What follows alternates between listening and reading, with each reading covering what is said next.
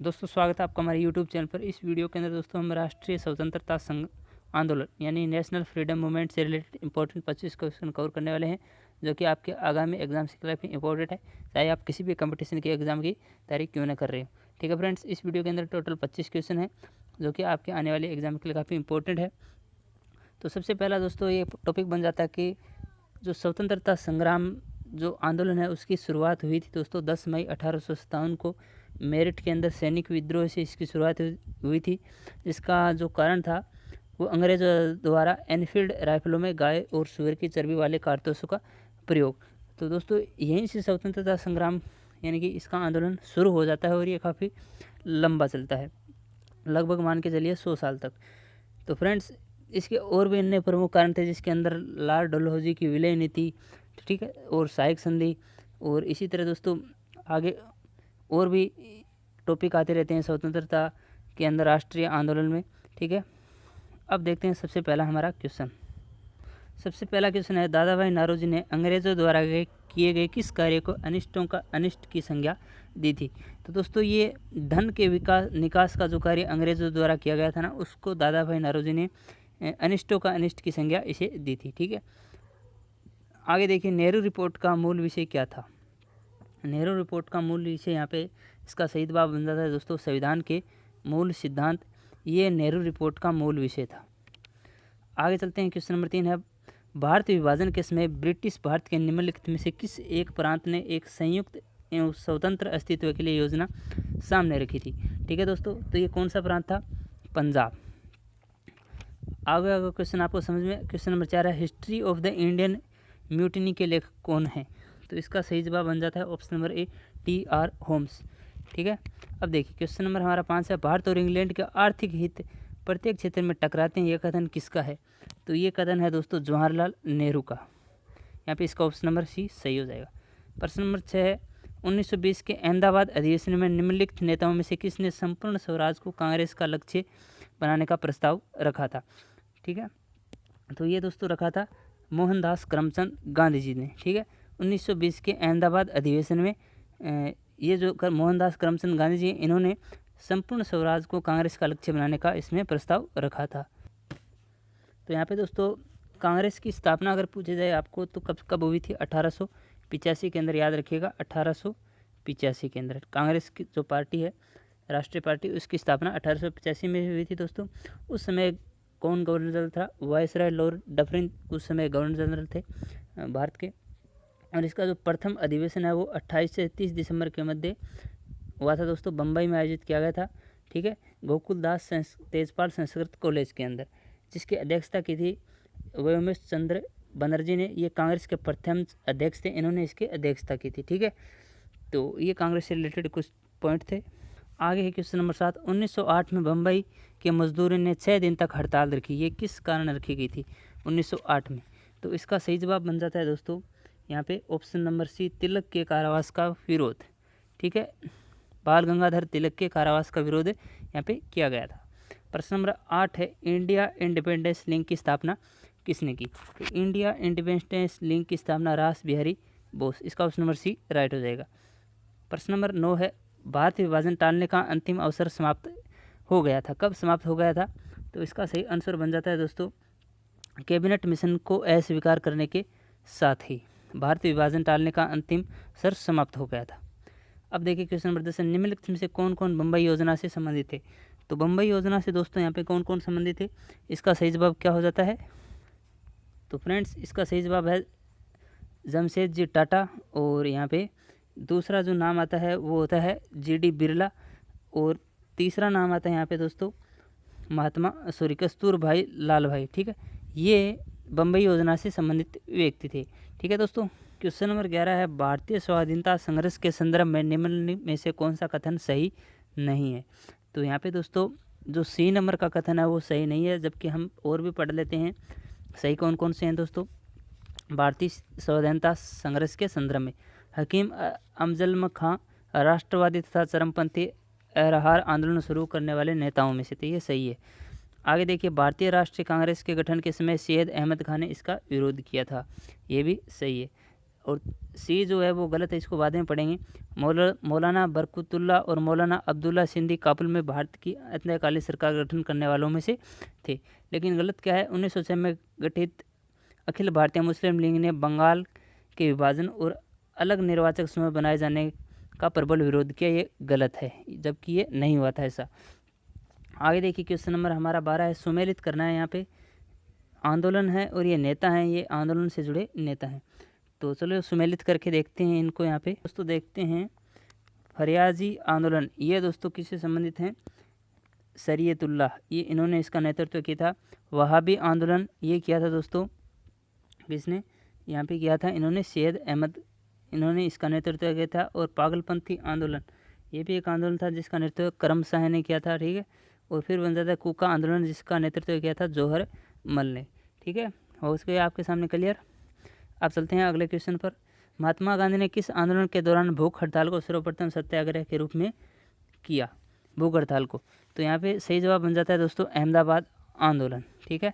अहमदाबाद आंदोलन को भूख हड़ताल को सर्वप्रथम सत्याग्रह के रूप में प्रयोग किया था।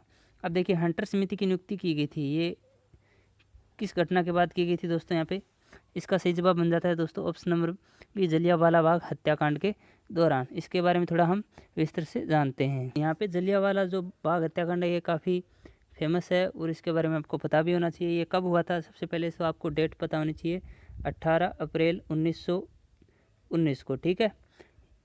अब दोस्तों इसका कारण क्या था दोस्तों, सरकार के जो दो प्रमुख नेता थे डॉक्टर सत्यपाल एवं डॉक्टर सैफुद्दीन किचलू की जो गिरफ्तारी हुई थी उसके विरोध के अंदर दोस्तों ये जलियांवाला बाग हत्याकांड हुआ था दोस्तों। अमृतसर के अंदर हुआ था, पंजाब में है। और दोस्तों यहाँ पे एक उस गिरफ्तारी के विरोध में दोस्तों एक यहाँ पे एक सभा आयोजित की गई थी जहाँ पर लोग एकत्रित हुए थे उस स्थान पर जलियांवाला बाग में। और दोस्तों इस शांतिपूर्ण सभा पर बिना चेतावनी दिए जो जनरल डायर था उस समय, उसने गोली चलाने का आदेश दिया और जिससे अत्यधिक जनहानि हुई, हज़ारों लोग वहाँ पर मारे गए थे, ठीक है। इस कांड की जांच हेतु वायसराय लॉर्ड चेम्सफोर्ड ने हंटर समिति तथा कांग्रेस ने मदन मोहन मालवीय समिति नियुक्ति की थी, ठीक है। कौन कौन सी नियुक्ति की थी यहाँ पे, वायसराय लॉर्ड चेम्सफोर्ड ने हंटर समिति तथा कांग्रेस ने मदन मोहन मालवीय समिति यहाँ पे नियुक्त की। और हंटर समिति की रिपोर्ट के आधार पर जनरल डायर को केवल भारत में सेवा न करने का योग्य ठहराया गया, ठीक है। और दोस्तों इस जो कांड है इसके अंदर रविंद्रनाथ टैगोर ने इसके विरोध में नाइटहुड की उपाधि लौटा दी थी। यहाँ पे अंग्रेज़ों द्वारा जो उपाधि दी गई थी उनको नाइटहुड की, वो उपाधि यहाँ पे लौटा दी गई थी जलियांवाला बाग कांड के दौरान। आगे देखते हैं क्वेश्चन नंबर हमारा 15 है, कामा घाटा मारू की घटना किस वर्ष हुई, कामा घाटा मारू की घटना, तो ये हुई थी 1914 में, ठीक है। आगे चलते हैं प्रश्न नंबर 16, सन 1908 में अखिल भारतीय मुस्लिम लीग की एक लंदन शाखा की स्थापना किसकी अध्यक्षता में की गई, तो ये की गई थी यहाँ पे अमीर अली की अध्यक्षता में। लंदन में मुस्लिम लीग की एक शाखा यहाँ पे इसकी स्थापना की गई थी अमीर अली की अध्यक्षता में। प्रश्न नंबर 17, 1857 के विद्रोह में निम्नलिखित में से कौन अंग्रेज़ों के राजभक्त बने रहे, कौन बने रहे यहाँ पे अंग्रेज़ों के राजभक्त, तो यहाँ पे इसका सही जवाब बन जाता है दोस्तों असम के दीवान मणिराम दत्त, ठीक है। ये अंग्रेज़ों के राजभक्त बने रहे थे 1857 के विद्रोह में, ओके। फिर दोस्तों 1857 क्रांति का जो प्रथम विद्रोह है वो मंगल पांडे के द्वारा किया गया था बैरकपुर छावनी के अंदर, ठीक है, 29 मई 1857 को, ठीक है। यहाँ से क्रांति की शुरुआत होती है। तो फ्रेंड्स फिर उसके बाद में 10 मई 1857 को मेरठ में सैनिक विद्रोह होता है। और फिर क्या होता है 11 मई 1857 में क्रांतिकारियों पर दिल्ली पर अधिकार तथा अंतिम मुगल सम्राट जो कि बहादुर शाह जफर द्वितीय था उसको भारत का सम्राट घोषित कर दिया जाता है इस क्रांति के बाद में। उसके बाद में दोस्तों धीरे धीरे ये चीज़ें आगे बढ़ने लग जाती हैं। और उसके बाद में झांसी में क्रांति का जो नेतृत्व है झांसी, उसके अंदर रानी लक्ष्मीबाई ने किया, जिन्हें सर हुरोज ने हराकर झांसी पर 3 अप्रैल 1858 को अधिकार कर लिया।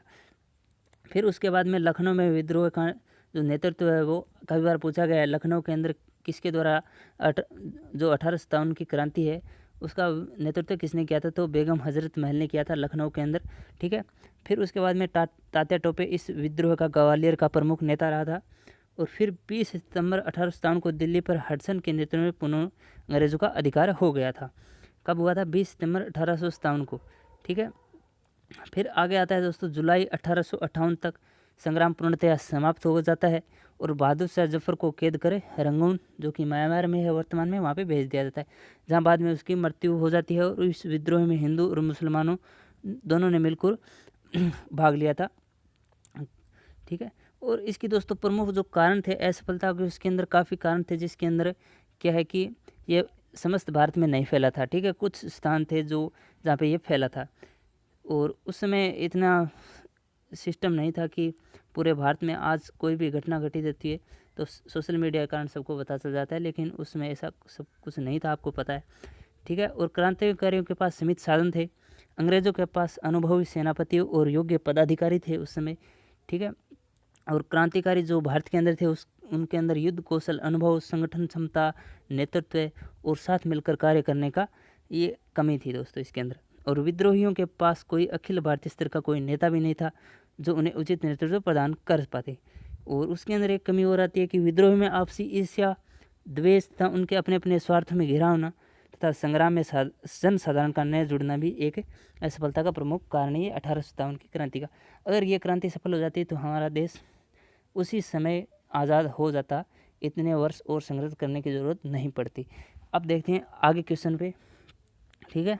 और इसके अंदर दोस्तों विद्रोह के प्रभाव क्या क्या हुए थे, चलो इसको भी हम जान लेते हैं, ठीक है। 1858 के अधिनियम द्वारा भारत में ईस्ट इंडिया कंपनी का शासन खत्म कर भारत का प्रशासन सीधे ब्रिटिश ताज के अधीन कर दिया, यानी कि यहाँ पे कंपनी का शासन समाप्त हो जाता है 1858 के अंदर, ठीक है। और माननीय विक्टोरिया भारत की साम्राज्य बनाई गई थी, यानी कि इन्हें भारत की सत्ता दी गई थी। और इंग्लैंड में भारत सचिव का नया पद सृजित भी किया गया था।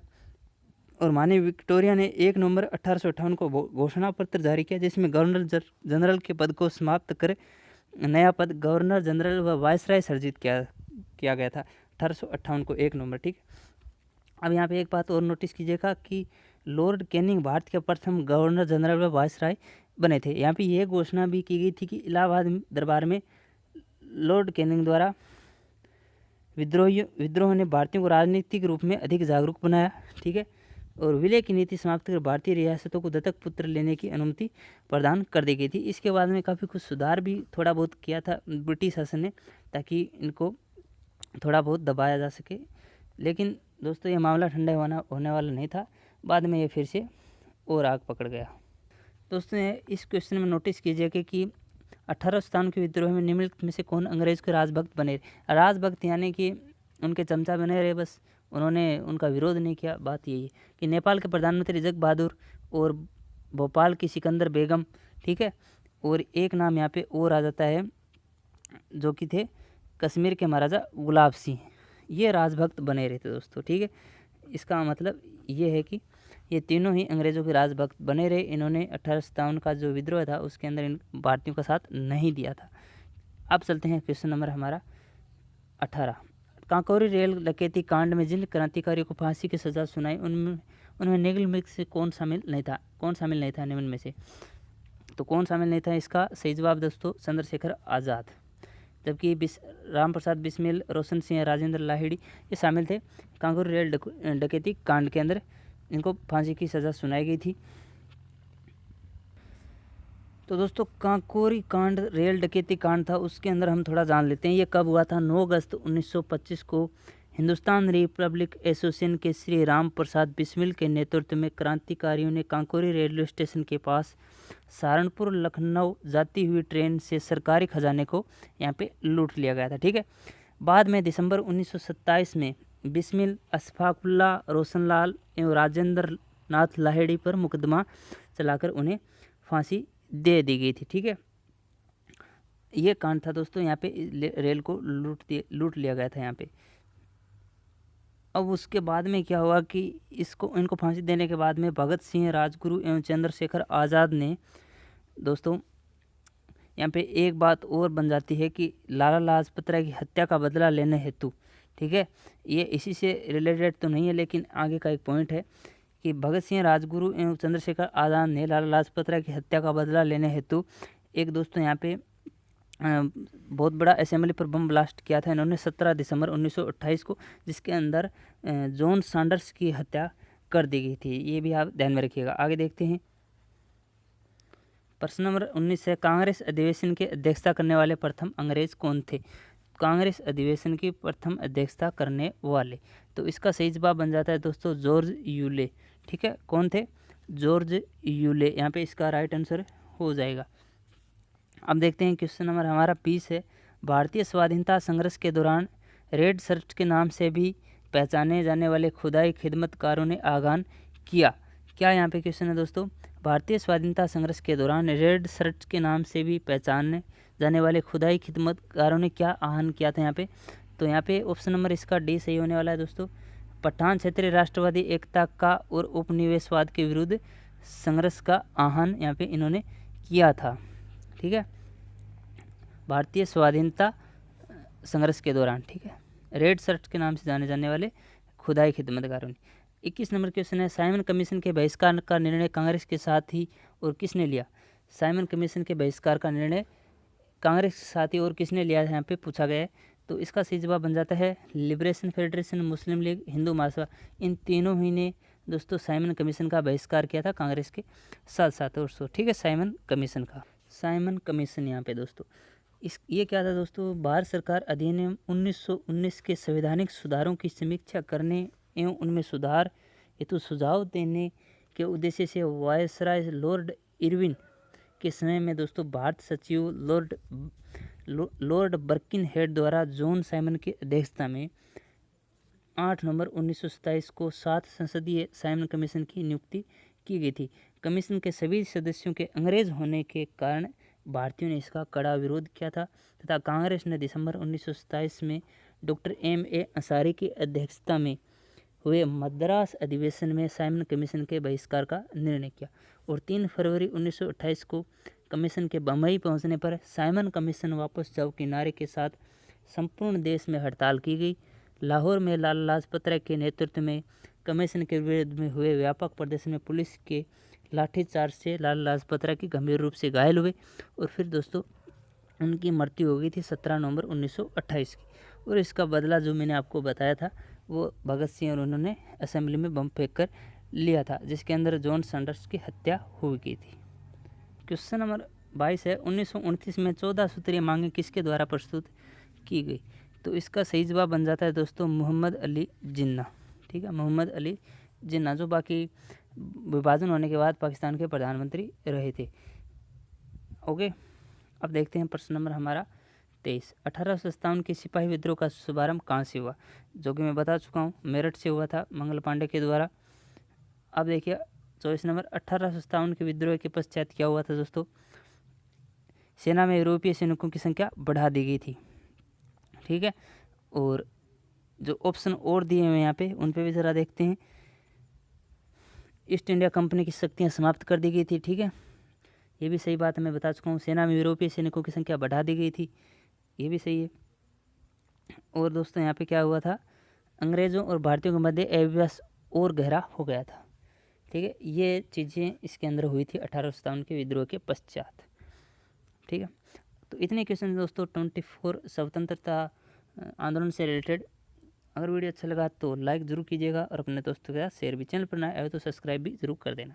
ठीक है दोस्तों, मिलते हैं नेक्स्ट वीडियो में, तब तक के लिए बेस्ट ऑफ लक।